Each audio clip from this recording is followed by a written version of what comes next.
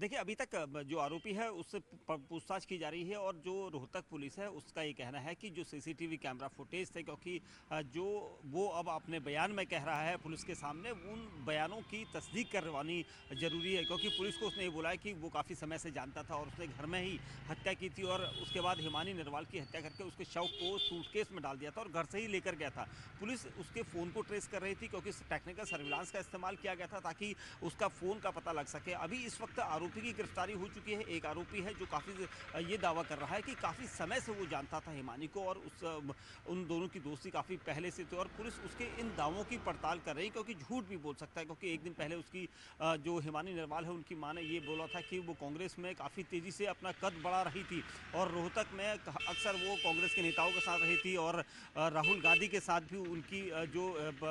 राहुल गांधी की यात्रा जो थी उसमें वो पैदल यात्रा में भी शामिल रही थी और इसीलिए पुलिस का कहना है कि इन सभी दावों का यहाँ पर इन सभी दावों की पड़ताल की जानी जरूरी है, क्योंकि जिस तरह से आरोपी ने बोला है कि उसने हत्या की थी, उसके बाद शव को ले जाकर सांपला बस स्टैंड के पास फेंक दिया था, उसको भी यहाँ पर पता करना है, क्योंकि पुलिस का कहना है कि सीसीटीवी फुटेज काफ़ी अहम था इस केस में, टेक्निकल सर्विलांस काफ़ी अहम था, क्योंकि इनके जरिए ही पुलिस आरोपी तक पहुँच सकती थी। और एक दिन पहले ही जब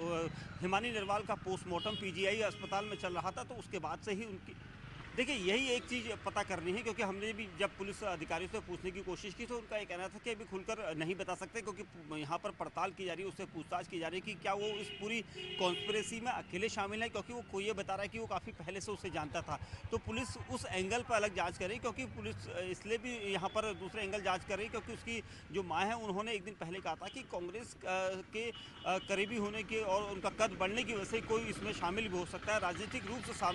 शामिल हो सकता है। तो इस एंगल को भी पुलिस यहाँ पर पड़ताल कर रही है, क्योंकि जो आरोपी इस वक्त पुलिस की गिरफ्त में है, पुलिस उससे लगातार पूछताछ कर रही है, पूरा सीक्वेंस पता कर रही है कि कैसे उसने हत्या की और उसके बाद शव को किस तरीके से लेकर गया, सांपला बस स्टैंड पर शव फेंका गया, ब्रीफकेस को फेंका गया। तो ये सारे एंगल के साथ ही पुलिस ये भी पता कर रही है कि क्या किसी के इशारे पर उसने ये सब किया या नहीं, क्योंकि परिवार का जो आरोप एक दिन पहले लगातार न्यूज़ 18 इंडिया के सामने वो आरोप लगा रहे थे, तो उन आरोपों की सच्चाई को भी जानना जरूरी है और पुलिस इस पूरे एंगल की एक एक पड़ताल यहाँ पर कर रही है। और उनका कहना है कि हम कोशिश ये कर रहे हैं कि ज़्यादा से ज़्यादा उससे पूछताछ कर सके और इसीलिए उससे अभी थाने में पूछताछ की जा रही है। देखिए, बिल्कुल निश्चित तौर पर पुलिस को गुमराह करने की यहाँ पर कातिल ने कई बार कोशिश की थी, क्योंकि जब व्हाट्सएप स्टेटस जो जारी किया था, क्योंकि 2 दिन पहले 11 बजे के आसपास सांपला बस स्टैंड पर ब्रीफकेस मिला था, उस ब्रीफकेस में हिमानी नरवाल का शव था, लेकिन उसी दौरान 2 घंटे पहले उनका स्टेटस यहाँ पर एक्टिव किया गया था। तो पुलिस कहीं ना कहीं गुमराह हो जाती कि शायद हिमानी कहीं घर से दूर चली गई है और फ़ोन भी इस्तेमाल कर रही है। पुलिस को हत्या की बात काफ़ी देर में पता चलती, लेकिन ऐसा नहीं हुआ और यही वजह थी कि टेक्निकल सर्विलांस के जरिए ही पुलिस उसके फ़ोन तक पहुंची थी, क्योंकि ये जारी हो चुका था कि फ़ोन कहीं ना कहीं इस्तेमाल हुआ था और आखिरी बार किसका कॉल आया था, कौन हिमानी से मिलने आया था, ये सारी जानकारी जो है फ़ोन के जरिए ही पुलिस यहाँ पर पता लगा सकती थी। और जब उसका फ़ोन ट्रेस किया गया, फ़ोन ट्रेस करके आखिरी बार जिसको कॉल थी उनके साथ पुलिस कॉन्टैक्ट में थी और इसीलिए आरोपी हमलावर तक पुलिस पहुंची। उसके अलावा पुलिस का कहना था कि सीसीटीवी कैमरा फुटेज काफ़ी अहम रोल पैदा करते हैं, क्योंकि ये जो घर है हम घर के पास है और यहीं से बाहर कातिल निकला था और इसी